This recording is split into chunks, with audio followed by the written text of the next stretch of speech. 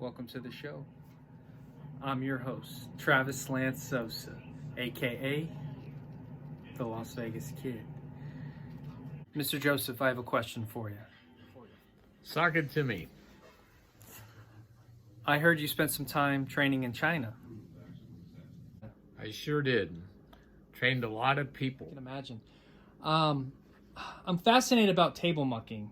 I heard, there was that massive scam. They beat China for. Are you familiar with it? $30 million.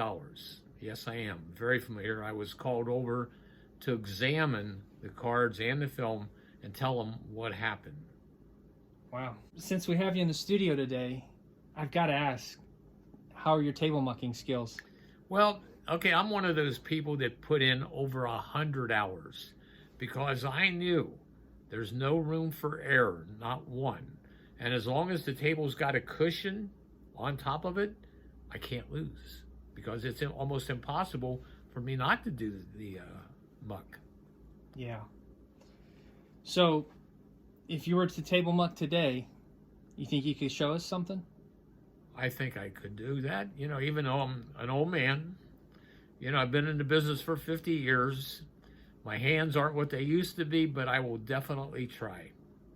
I'm sure you're just being modest. All right. Why do you think the person performing the table muck in China didn't get caught? Travis, that's a great question. And first thing you have to do is you have to understand that a table muck means switching out your bad cards and replacing them with a good card or good cards. So let's say for example, I've got a $5,000 bet on a blackjack table. I receive my first two cards and they're really lousy cards, okay? So in my mind as a cheater, what I'd like to do is switch out the bad cards and replace them with good cards, winning hands. Well, in order to do that, here's what has to happen. Okay, so now I'm going to show you how the hand muck works and why these people put in 100 hours of practice so they cannot lose. Let's just assume here's a person, he's got a $5,000 bet. $5,000 bet. He turns over his two cards and he sees he's got a 15. Well, as we all know, a 15 is a terrible hand. But what he did ahead of time, he went to the gift shop, he bought a deck of cards, he took and altered these cards so that they look like a blackjack. And that's exactly what they did. Now, his job is to take these two cards out of the game and replace them with these two cards. Now, whenever you're talking about sleight of hand, keep this in mind. Every move a sleight of hand person makes has got to be accomplished in under 2 seconds.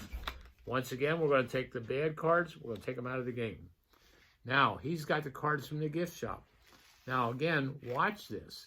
Less than 2 seconds. And that is the hand muck.